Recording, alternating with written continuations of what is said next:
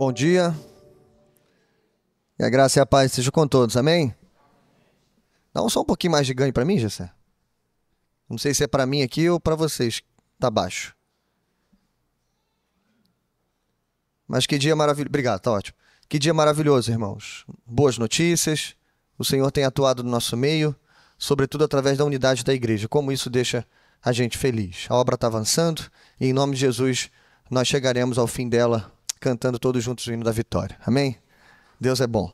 Bom, eu tenho hoje a missão, mais uma nobre missão, de iniciarmos mais uma nova série, que essa série maravilhosa que temos aqui, a série Tempo de Reconstruir, Lições para Recomeçar em Meio ao Caos. Esse é o tema da série. Nessa série, irmãos, nós vamos ver um conjunto de 4 livros da Escritura. São considerados os livros do período pós-exílico. Nós passamos por todo o período dentro do exílio, vimos algumas das literaturas mais importantes desse período, e agora, na parte da manhã, nós vamos avançar, passando por Esdras, Neemias e os profetas Ageu e Zacarias. A gente não vai fazer isso cronologicamente, a gente vai obedecer a ordem dos livros, mas o que todos esses livros têm em comum é esse tempo de reconstrução. Tá? Já eu vou falar um pouquinho mais dessa série, né? desse tema, enfim. Tenho poucos minutos aqui, mas eu queria pensar isso com vocês, né? Como é oportuno esse tema ou esses livros, como é necessário para o nosso tempo. Então, só para lembrar para você, o povo passou 70 anos no cativeiro. E agora eles recebem uma notícia maravilhosa. Qual é a notícia? O decreto de Ciro, e eles estão libertos. É isso que o nosso texto vai dizer. Só que junto com esse decreto, irmãos, tinham várias coisas acontecendo, e principalmente o contexto de Jerusalém. A gente vai ver isso com cuidado mais à frente, mas eu queria que você pensasse nisso. Voltar para Jerusalém nesse momento não era a coisa mais feliz que alguém queria fazer. Não era o melhor lugar que alguém queria ir. Mesmo porque a maioria dessas pessoas nasceram na Babilônia. Eles estão acostumados àquela vida estrangeira. Eles casaram-se, construíram casas, conseguiram adquirir posses. Compraram, venderam terrenos, plantaram e colheram. Agora, depois de 70 anos, saber que você pode voltar para casa, mas a sua casa está devastada. Por isso esse tema, tempo de reconstruir e lições para recomeçar em meio ao caos. E eu acredito, irmãos, que nunca, em uma época como a nossa que nós vivemos hoje, a igreja deveria estar mais envolvida com reforma, reconstrução e restauração do que a época que a gente vive. Uma coisa que o livro de Esdras vai nos ensinar é que essa reconstrução vai muito além de reerguer um templo, de levantar os muros, de reconstruir a cidade. Vai muito além disso, embora isso está no pacote. Por exemplo, Esdras vai cuidar pessoalmente, o livro de Esdras, de reconstruir o templo. Mas, em paralelo a isso, a gente vai ver que muito mais importante do que levantar o templo novamente é restaurar a vida do povo. É restaurar a adoração, o culto teocêntrico. Isso é o mais importante. Então, irmãos, assim como aquele povo, de novo, que estava saindo de um contexto, digamos assim, mais confortável, mas precisavam agora aceitar o desafio e recomeçar, eles estavam precisando de uma palavra de ânimo, de uma palavra de esperança, de relembrar algumas coisas. E é por isso que o texto de Esdras é escrito. O texto de Esdras não é escrito antes da promessa se cumprir. Ele é escrito depois. Só que mesmo depois, nós veremos que o povo precisa de ânimo, de encorajamento. E isso é Esdras, irmãos. Particularmente Esdras, capítulo 1. O tema do nosso capítulo é esse, despertados. Porque o capítulo 1 de Esdras vai falar basicamente sobre um Deus que age movendo e dirigindo os nossos corações para cumprir os seus propósitos. A gente vai ver que sem o agir de Deus, nada teria acontecido. Que do início ao fim, foi pela graça, foi pela soberania de Deus e foi para o louvor da sua glória. Por isso eu quero ler com você o nosso texto e então, de fato, entrarmos nesse capítulo maravilhoso e abrir essa série tão importante. falando sobre reconstrução, tá bom? Leia comigo, Esdras capítulo 1, verso 1 a 11. É bem pequenininho, dá pra gente ler numa tacada só. No primeiro ano do reinado de Ciro, rei da Pérsia, a fim de que se cumprisse a palavra do Senhor falada por Jeremias, o Senhor despertou o coração de Ciro, rei da Pérsia, para redigir uma proclamação e divulgá-la em todo o seu reino nestes termos, abre aspas. Assim diz Ciro, rei da Pérsia, o Senhor, o Deus dos céus, deu-me todos os reinos da terra e designou-me para construir um templo para ele em Jerusalém de Judá. Qualquer do seu povo que esteja entre vocês, que o seu Deus esteja com ele, e que vá a Jerusalém de Judá reconstruir o templo do Senhor, o Deus de Israel, o Deus que em Jerusalém tem a sua morada. E que todo sobrevivente, seja qual for o lugar em que esteja vivendo, receba dos que ali vivem prata, ouro, bens, animais e ofertas voluntárias para o templo de Deus em Jerusalém. Então os líderes das famílias de Judá e Benjamim, como também os sacerdotes e os levitas, todos aqueles cujo coração Deus despertou, dispuseram-se a ir para Jerusalém a construir o templo do Senhor. Todos os seus vizinhos os ajudaram, trazendo-lhes utensílios de prata e de ouro, bens, animais e presentes valiosos, além de todas as ofertas voluntárias que fizeram. Além disso, o rei Ciro mandou tirar os utensílios pertencentes ao templo do Senhor, os quais Nabucodonosor tinha levado de Jerusalém e colocado no templo do seu Deus. Ciro, rei da Pérsia, ordenou que fossem tirados pelo tesoureiro Mitredate, que os enumerou e os entregou a Sesbazar, governador de Judá. O total foi o seguinte: 30 tigelas de ouro, 1000 tigelas de prata, 29 panelas de prata, 30 bacias de ouro, 410 bacias de prata de qualidade inferior e 1000 outros objetos. Ao todo foram, na verdade, 5.400 utensílios de ouro e de prata. Sesbazar trouxe tudo isso consigo quando os exilados vieram da Babilônia para Jerusalém. Amém?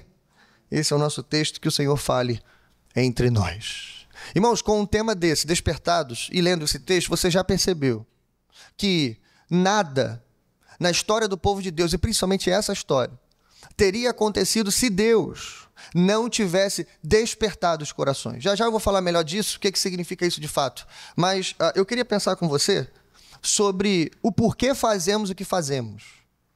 Eu sei que não é uma coisa que a gente acorda de manhã pensando nisso, né? Mas geralmente quando as coisas dão errado, especialmente quando nós pecamos, esse tipo de reflexão vem na nossa cabeça. Por que eu fiz isso? Já viu? Quando você erra, quando você, não necessariamente um pecado, mas quando você comete um erro grave, você pensa isso, mas por que eu tinha na cabeça para fazer um negócio desse? A pergunta aprofunda um pouco mais, porque a gente pergunta, por que fazemos o que fazemos, quando a gente pensa, fazemos, obviamente, o que queremos.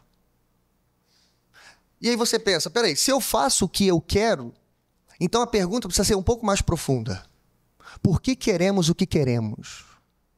De onde vêm os nossos desejos? De onde parte a nossa vontade? Se é aquela parte de algum lugar. E a pergunta mais fundamental de todas, que pelo menos a filosofia tenta responder isso há séculos, será que a nossa vontade é livre? Ela é autônoma? Ou ela é condicionada por algo ou por alguém? Por uma força metafísica, ou por um Deus, ou por alguma outra coisa?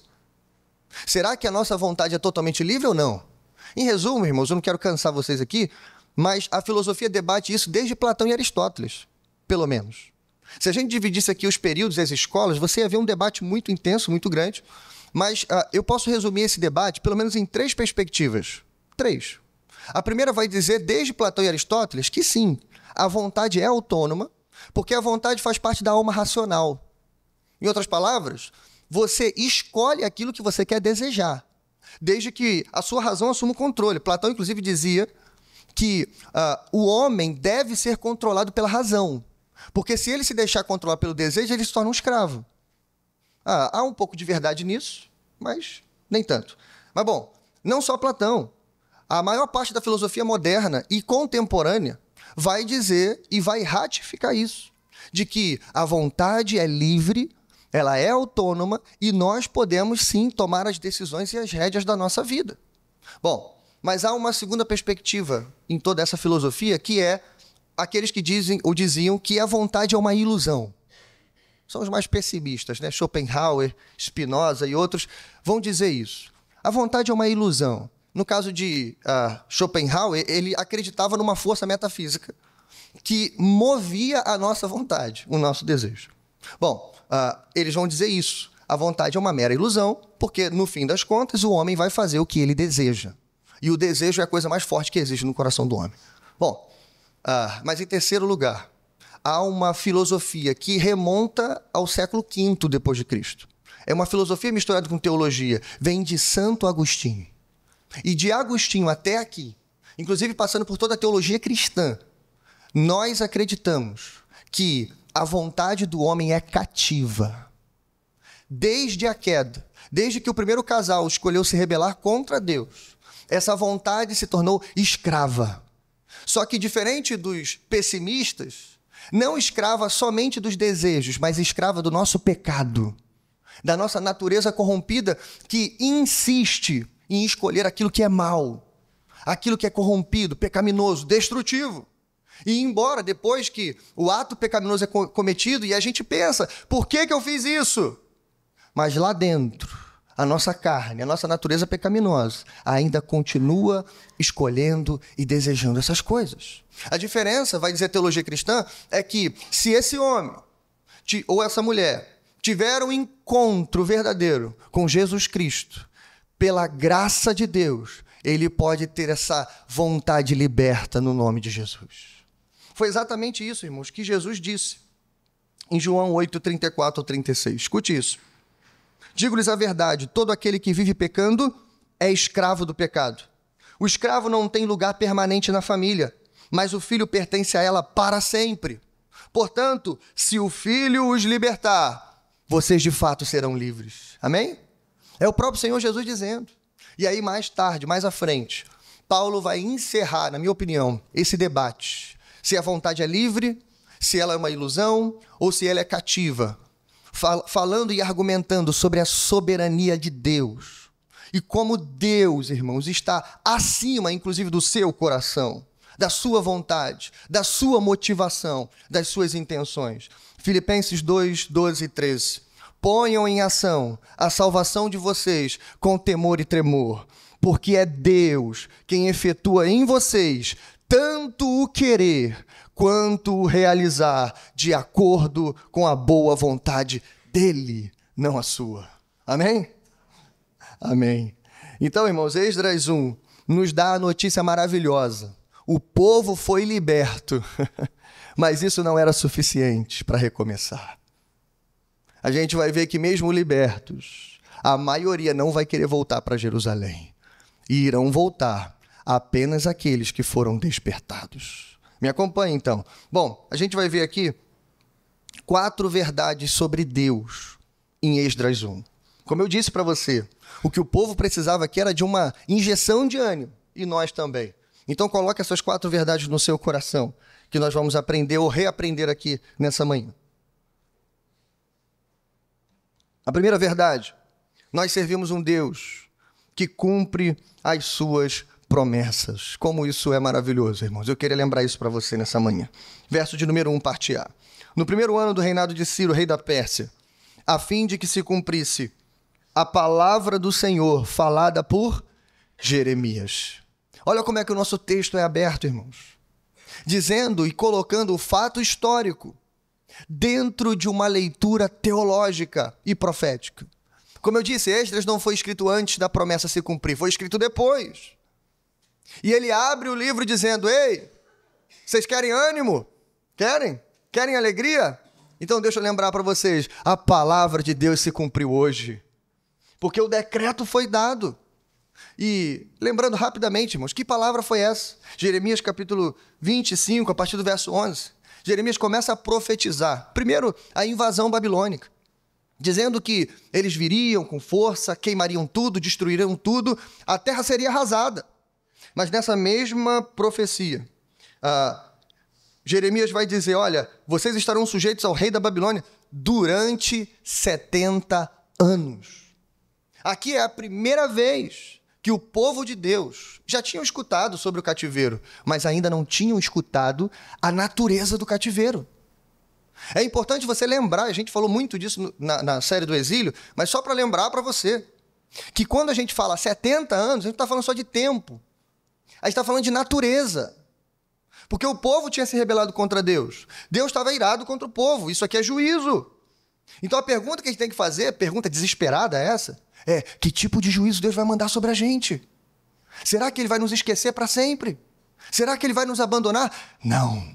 Jeremias está dizendo, apesar de toda a rebelião de vocês, Deus não vai abandonar o seu povo. O exílio será pedagógico. 70 anos. Mas no 70º ano, ele virá e libertará vocês. Veja, irmãos, essa é a notícia, essa é a promessa, essa é a palavra. E agora o povo está sendo liberto. Mais impressionante ainda é a profecia de Isaías. Embora Isaías não seja citado no texto de Esdras, apenas Jeremias, mas o nome daquele que Isaías profetizou foi citado. Então a gente tem que lembrar a profecia de Isaías. Se você não sabe, deixa eu te dizer, talvez um dos maiores debates da teologia do Antigo Testamento é essa profecia. Sabe por quê? Porque o camarada que estuda a Bíblia e ele não tem fé, a cabeça dele dá um nó cego. E ele não tem opção, não tem para onde ir. Por isso que no século XIX até meados do século XX, antes dos manuscritos do Mar Morto, antes dos rolos de Isaías serem encontrados, porque aí foi prova arqueológica e contra isso é difícil refutar, até esse momento, acreditavam-se que o texto de Isaías tinha sido escrito depois dos eventos. Por quê? Irmãos, isso aqui é loucura, presta atenção. 100 anos antes de Ciro nascer, o Koresh em hebraico, Isaías falou o nome dele. Imagina uma profecia assim. Não é igual as profecias que a gente tem hoje. Meu irmão, estou vendo que você vai passar um vento na tua vida. Não é isso. Extremamente aleatório e genérico, né? Não. Estou vendo que tem um demônio te perseguindo aí. Tem demônio perseguindo todo mundo, meu irmão. É assim mesmo. Mas não é isso. E Isaías não está só dizendo, olha, vai vir um povo mau que vai oprimir vocês. Também não é isso. Ele está dizendo, e Isaías também falou sobre o cativeiro, mas ele falou assim, olha, o meu servo, o meu pastor, Ciro, irá libertar vocês. É ele que vai tirar vocês do cativeiro e mandar vocês de volta para Jerusalém. Ainda fala como que isso vai acontecer. Enfim, é uma profecia maravilhosa. Então escute isso de novo, irmãos. 100 anos antes de Ciro nascer, Isaías estava falando o nome dele. Aí o que os teólogos liberais fizeram, os racionalistas, século XIX, XX, eles disseram, não, isso aqui foi escrito depois. Colocaram em homenagem a Isaías, mas não foi Isaías que escreveu. E aí encontraram, irmãos, os manuscritos do Mar Morto, datados de uma época muito anterior a esses eventos, que provavelmente dá ali no contexto em que Isaías viveu. E aí, eu não sei se eles reconheceram, né? Mas pelo menos a teologia hoje em geral reconhece que Isaías é o autor de Isaías. E aí, amigo, você tem que acreditar em milagre. Amém ou não amém? Eu acredito, então para mim está tudo certo. Bom, mas olha que coisa impressionante também. No final de 2 Crônicas, 2 Crônicas, irmãos, e 1 Crônicas e 2 Crônicas é um texto maravilhoso. A gente estudou aqui 1 e 2 Reis, e de vez em quando a gente laçava textos de 1 e 2 Crônicas, que é um texto parecido, que conta a história do povo, principalmente a história da regência, do período dos reis, mas de uma maneira diferente, enfatizando o culto, enfatizando o sacerdócio. E veja, irmãos, que a maior probabilidade do autor de Crônicas, de quem foi que escreveu Crônicas, é Esdras. Então não tem como não citar Crônicas. Então os judeus batem o martelo, dizem que quem escreveu Crônicas foi Esdras. Quem sou eu para discutir com eles? Né? Agora, sabe como é que Crônicas termina? O último capítulo, o último verso de Crônicas. E Crônicas está contando toda aquela história. Lá no finalzinho, 2 Crônicas 36, é o último capítulo, dos versos 15 ao 23, a gente não vai ler aqui, mas do verso 15 até o verso 20, esse autor, Esdras, vai falar e vai resumir como foi o período do cativeiro. Como é que foi a invasão, o que Nabucodonosor fez, a destruição e tal, e como que foi o período amargo que eles passaram 70 anos no cativeiro. Aí como é que termina, irmãos? Os 3 últimos versos de Crônicas. Termina ele falando como foi a libertação. Crônicas é diferente de Reis, então, porque Reis termina eles indo para o cativeiro. Crônicas termina eles saindo do cativeiro. E veja, as palavras são idênticas. Inclusive, a mesma frase que é repetida em Esdras 1 é repetida em 2 Crônicas, onde ele diz assim, até que os 70 anos se completassem, em cumprimento da palavra do Senhor anunciada por Jeremias, no 1º ano do reinado de Ciro, rei da Pérsia, para que se cumprisse a palavra do Senhor anunciada por Jeremias, o Senhor despertou o coração de Ciro, rei da Pérsia. É a mesma palavra, irmãos. Então, em resumo de tudo isso, Deus está cumprindo a sua promessa. A gente reúne tudo isso, textos históricos e proféticos, para dizer, irmãos, e Esdras está abrindo com esse tom de alegria, de festa. Parecia o pastor David aqui dando relatório da festa, né?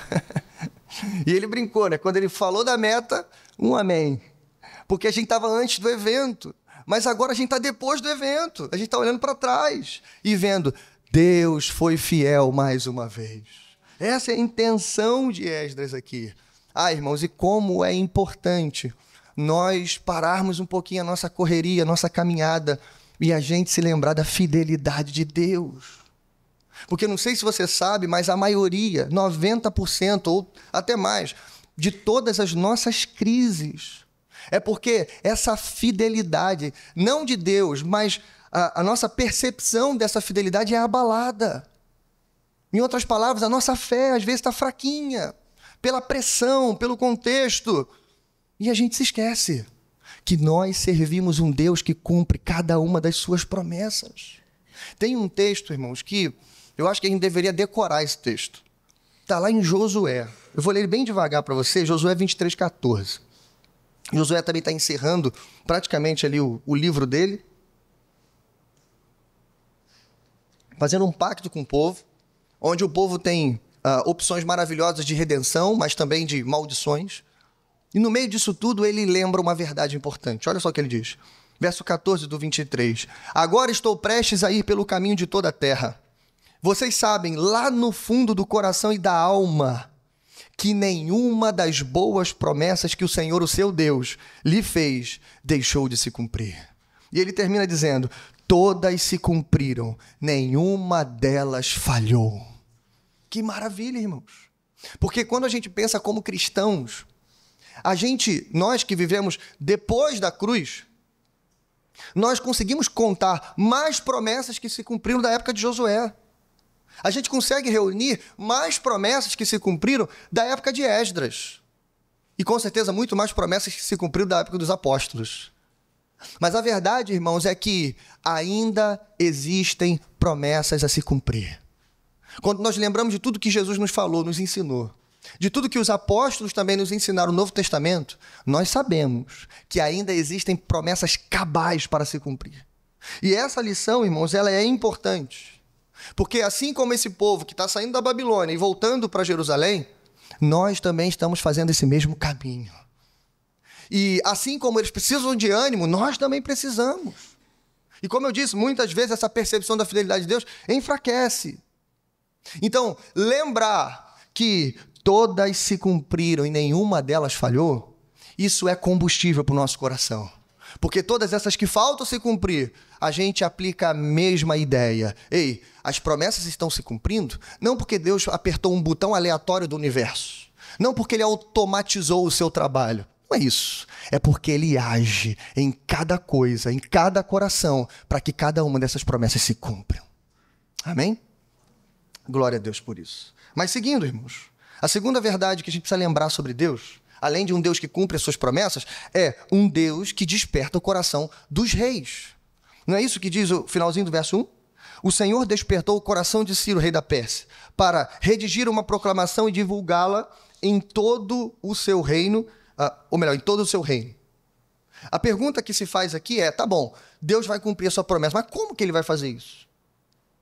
Porque pense comigo por um minuto. Aqui, a promessa está na mão de Ciro. Imagina se Ciro fosse um rei, como a gente diz aí fora, tinhoso. Imagine que se ele tomasse nota, assim como Dario vai tomar. Dario vai ler o texto sagrado. E ele vai ler os textos da Babilônia que constavam desse tempo aqui. Imagina se o próprio Ciro tivesse acesso. Imagina ele lendo Isaías e vendo o nome dele escrito 100 anos antes. Não sei qual reação ele teria. Talvez, né, se tornasse um crente. Mas imagina se ele fosse alguém que quisesse desafiar. E ele dissesse assim, eu sou rei. Rei não, imperador. Do império que desbancou o maior império à sua época, a Babilônia. Tomou a Babilônia de graça. Imagina esse homem que subjugou Beltesazar. Ele dizendo assim, vou desafiar essa divindade. Estão dizendo que eu vou fazer acontecer. Eu vou fazer o seguinte, vou piorar a vida dos judeus, desses israelitas. Eu vou acabar com eles. Imagina, irmãos. O que eu quero fazer você pensar aqui? Que a libertação do povo não se deu por causa da bondade do coração de Ciro. A gente nem sabe como é que ele era ao certo. E provavelmente, como os imperadores de sua época, os reis de sua época, era alguém mau, opressor, que matava sem piedade. E que não estava assim tão apaixonado pelo povo de Deus, não. Porque o texto dá conta de dizer, e eu li para você pelo menos 2 textos que dizem isso. Deus despertou o coração de Ciro, rei da Pérsia. Então não foi por mera bondade, não foi um ato voluntário de piedade, não. É Deus que estava agindo. Esse verbo em hebraico, ur, ele significa, irmãos, presta atenção nisso. Ele significa despertar, incitar e mover para a ação. Aqui todos os teólogos concordam com o que eu estou dizendo para você. E eles vão dizer assim, cuidado, porque a ideia romântica que a gente tem das coisas é que Deus não viola a vontade do ser humano. Porque o ser humano tem o quê? Não fala essa palavra, irmão. Isso é pecado. Brincadeira. Porque o ser humano tem livre-arbítrio. A ideia que a gente aprendeu, não sei com quem, porque a Escritura não ensina esse tipo de coisa, é que, imagina, no universo que é criado e regido pelo nosso Deus, que fala as suas promessas, só que a história está seguindo. Imagine cada uma dessas promessas. Se Deus não estivesse agindo pessoalmente nelas, elas não se cumpririam, irmãos. Mais ainda, estava tudo na mão de Ciro. Imagine se Deus agora cruzasse os braços e dissesse assim, não, vamos esperar Ciro agir. Será que ele faria alguma coisa? Não. É Deus que vai lá e gira a chave do coração de Ciro. E ele gira a chave, irmão, de um jeito, e isso aqui é mistério, ok? Não existe livre-arbítrio, mas existe livre-agência. A nossa vontade é cativa, mas quando Deus age, ele não te transforma num escravo. Ele te transforma num ser livre e ao mesmo tempo apaixonado por ele. Ele consegue te atrair com amor, com força, mas com amor. A gente não sabe como é que ele faz isso, mas ele tem esse poder. Ele é um Deus tremendo. Porque você olha no decreto de Ciro, você vê tonalidades de louvor aqui. Ele poderia simplesmente dizer, olha, apareceu uma figura para mim durante a noite e falou que se eu não fizesse isso eu ia morrer no dia seguinte. Então vem cá, vou libertar esse povo porque eu não quero mais ter trabalho com vocês. Vai, pode levar tudo, inclusive devolve tudo para eles. É assim que está escrito, irmãos? Sim ou não? Não. Ele já começa falando, ei, o Deus dos céus. Não sei se você sabe, mas essa expressão, o Deus dos céus, Adonai Eloheinu Hashamayim, é uma expressão que é repetida somente nos textos exílicos e pós-exílicos. Porque era uma expressão usada pelos babilônicos para demonstrar a autoridade do Deus dos deuses. Então, só para você entender, Deus dos céus não é uma ideia geográfica, como se Deus estivesse somente nos céus e de lá, enfim, ele fizesse o que ele quisesse fazer. E os céus fossem o seu domínio. Não é isso. A ideia que os babilônicos tinham é que o Deus dos céus, ele estava acima de tudo e de todos. E porque ele estava no alto, mais alto, ele podia controlar tudo que estava embaixo. Ou seja, a terra. Isso fica claro no decreto dele, porque ele diz, olha, o Deus dos céus deu-me todos os reinos da terra. Então, o rei dos céus tem autoridade na terra. Entendeu isso? Então, ele está reconhecendo, irmãos, a despeito das divindades que ele servia, seja da Pérsia, da Babilônia, seja de onde for, ele está reconhecendo, em primeiro lugar, que o Deus soberano é esse Deus aí que eu não conhecia, mas agora conheço. Segundo, ele está reconhecendo que todo o poderio militar dele, tomar Babilônia de graça, como ele tomou, com os soldados dormindo durante a noite depois de uma festa. Ele invadiu a Babilônia de graça. Eu já contei essa história aqui. Ele está reconhecendo que quem deu para ele os reinos da terra foi o Deus dos céus. Mais ainda, ele está reconhecendo, irmãos, que ele será uma ferramenta mais do que necessária para reconstruir o templo desse Deus. E aqui é algo importante que você precisa entender, que toda a libertação do povo girava em torno do templo. Não por causa do lugar físico em si, mas porque era o lugar que Deus escolheu se manifestar para o seu povo. Ou seja, lembra que eu falei para vocês? Muito mais do que reconstrução física, era a restauração da vida espiritual do povo que estava em jogo. Assim como no Êxodo, seriam libertos para adorar. Agora, no pós-exílio, eles também seriam libertos para adorar a Deus. E Ciro entende isso porque no decreto dele, 3 vezes a palavra templo é repetida. Ou seja, ele sabe que o coração desse ato é por causa do templo do Deus de Israel. Maravilha, irmãos. Deus moveu o coração dele. Agora, como que essa verdade ela se torna importante e necessária para nós hoje? Você que está no pleno século XXI, que não é governado por uma monarquia, mas por um presidencialismo dentro de uma democracia. Como é que isso fala para a gente? Em primeiro lugar, 2 coisitas rápidas aqui. Primeiro, não devemos depositar nossa confiança demasiadamente nos reis. Reis aqui entenda qualquer tipo de governante que você puder pensar aí. Não só governantes, mas todas as autoridades que estão sobre você, inclusive este que vos fala. Você não deve depositar confiança demasiada nesses reis. Por quê? Porque eles são fraquinhos. Eles são nécios. Alguns, sim, são cruéis, talvez como Ciro foi, Nabucodonosor, Beltesazar. Outros são tolos. Outros simplesmente são indiferentes. Mas todos eles, irmãos, são fracos e estão subordinados à autoridade do Deus dos céus. Porque não foi isso que Paulo escreveu? Toda autoridade foi constituída por Deus. Então eles estão debaixo de uma autoridade maior. E os seus coraçõezinhos são um frágil leme. Já viu o tamanho de um leme em proporção para o tamanho do navio?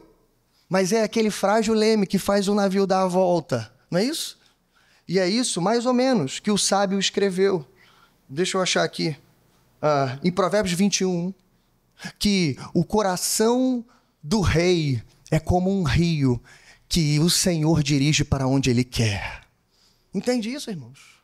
Então, não devemos depositar nossa confiança demasiadamente nos reis. Por quê? Porque quem está dirigindo tudo é o Senhor. Segundo lugar, devemos, mas por outro lado, devemos orar para que Deus mova os seus corações. Aqui está a prova, irmãos. E é importante, deixa-me lembrar isso para você.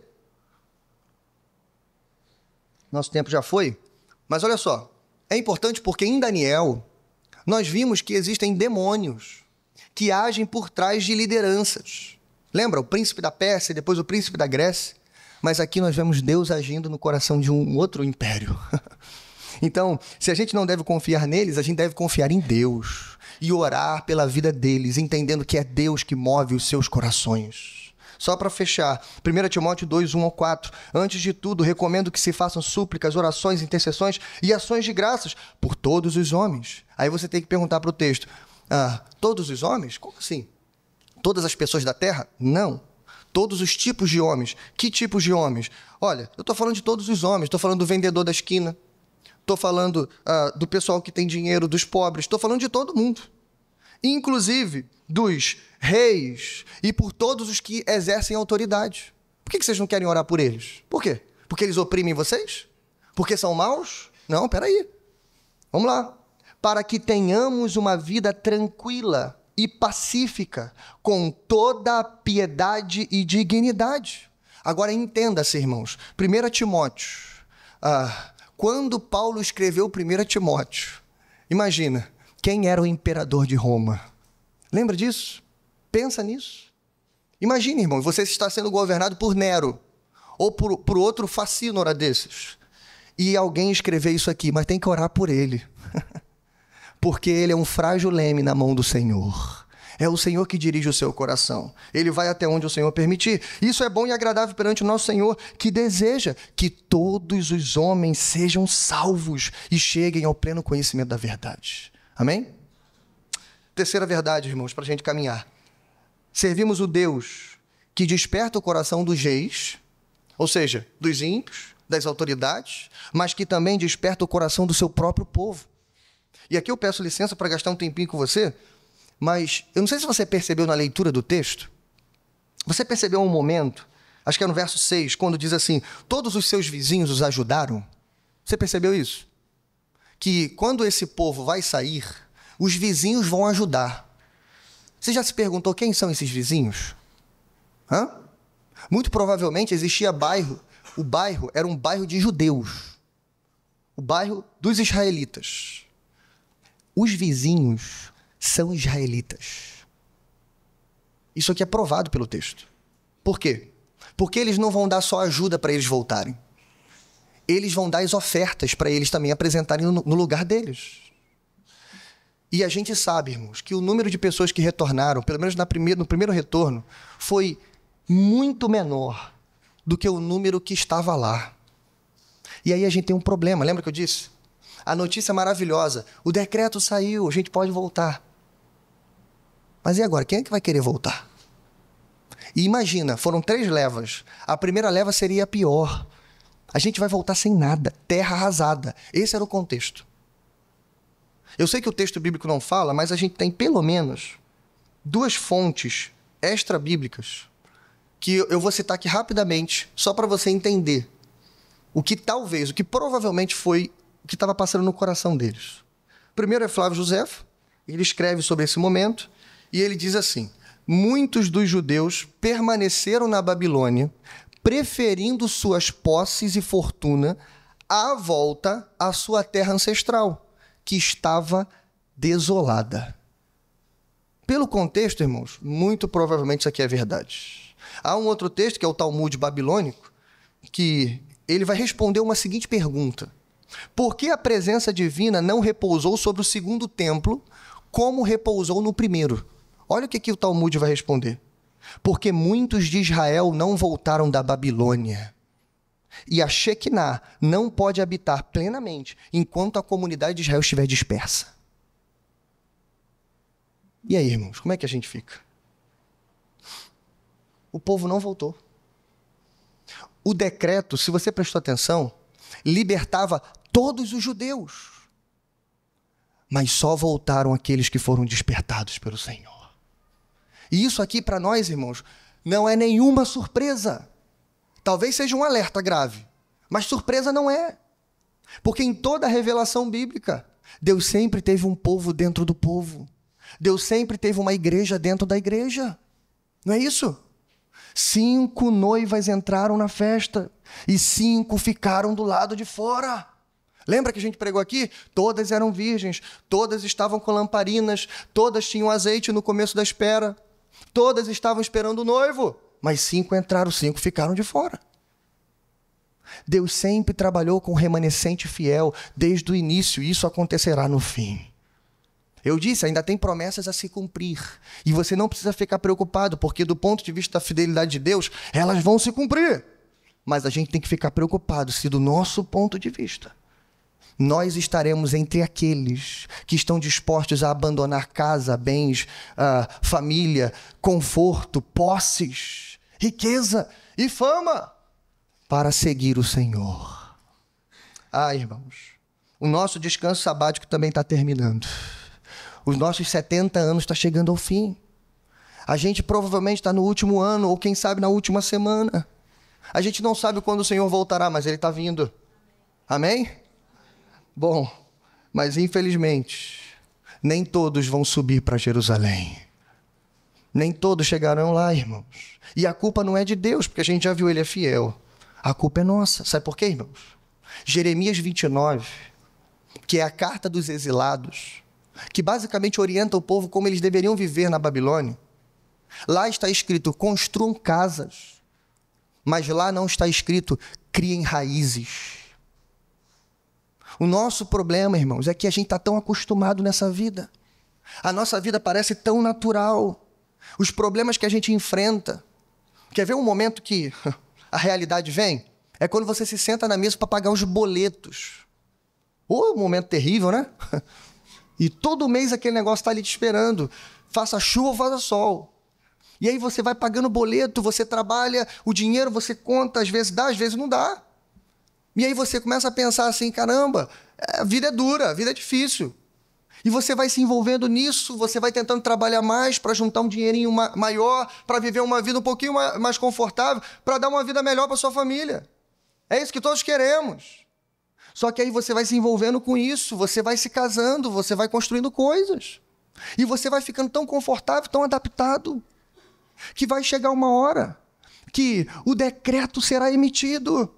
Dada a ordem à voz do arcanjo com som de trombeta, o próprio Senhor descerá dos céus.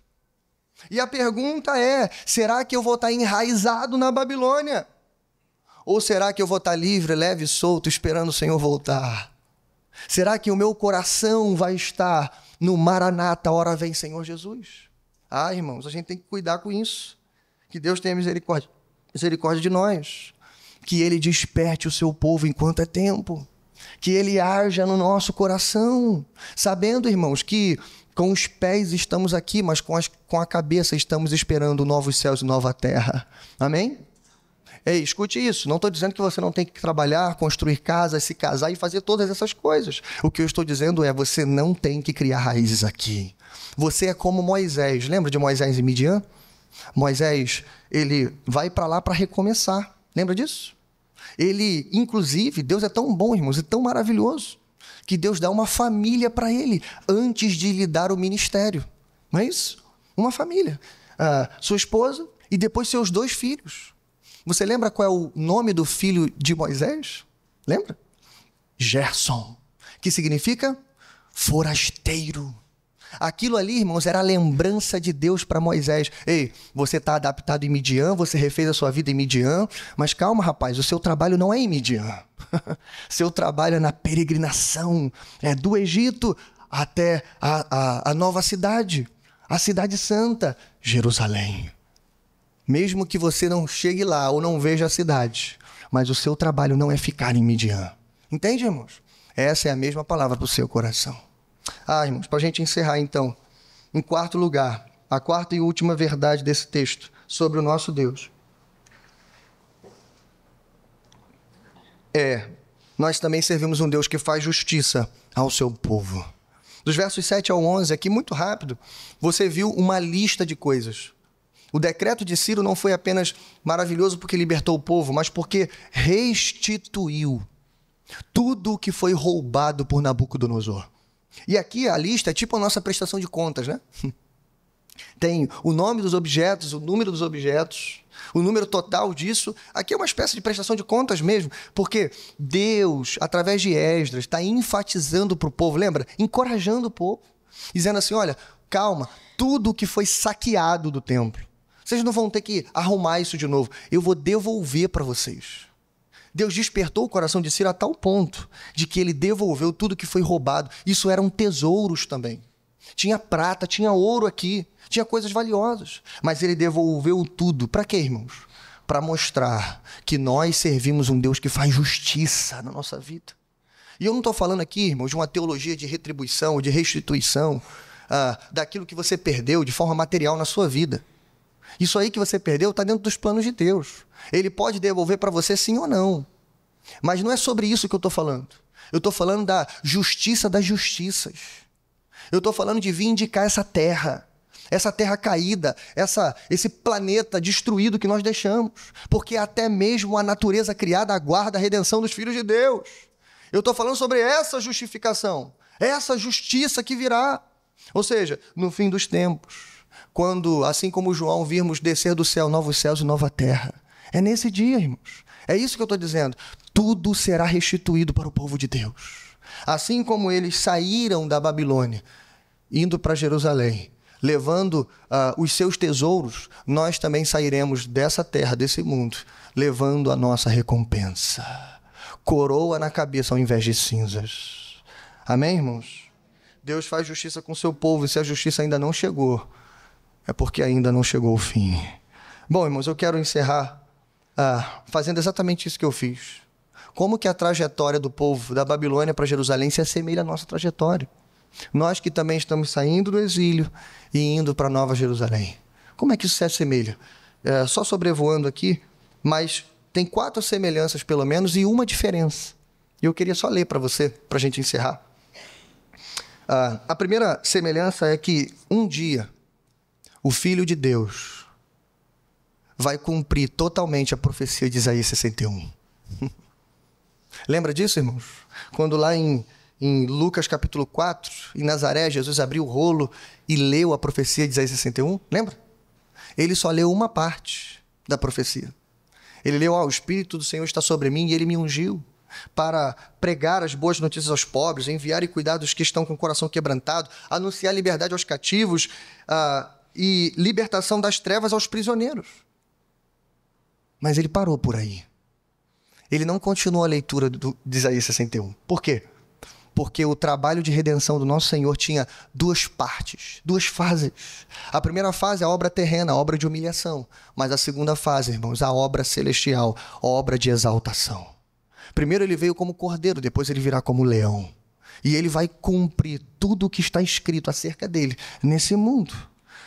Onde ele diz, para proclamar o ano da bondade do Senhor, o dia da vingança do nosso Deus, para consolar todos os que andam tristes e dar a todos os que choram em Sião uma bela coroa em vez de cinzas, óleo de alegria em vez de pranto, um manto de louvor em vez de espírito deprimido. Eles serão chamados carvalhos de justiça, plantados pelo Senhor para a manifestação da glória do seu Deus. Amém? Esse dia está chegando, irmãos. Segundo lugar, naquele dia, as nações estarão no tabuleiro de Deus e todas elas se dobrarão diante dele. Todas elas. Terceiro, nesse dia, seu povo, apenas os remanescentes, que tiveram o coração despertado, serão reunidos pelos anjos de todos os lugares do mundo ao encontro com o Rei dos Reis. Amém? Quarto e último lugar, assim como no êxodo e no pós-exílio, nós também voltaremos para Jerusalém, levando cada um a nossa recompensa. Aqui estão as semelhanças, mas deixe-me encerrar dizendo uma única diferença. Veja isso, irmãos. Quando o povo entrou em Jerusalém, eles viram aquela cidade arrasada, os muros derribados, um cenário que anos depois vai fazer Neemias chorar. E algumas coisas já estavam levantadas.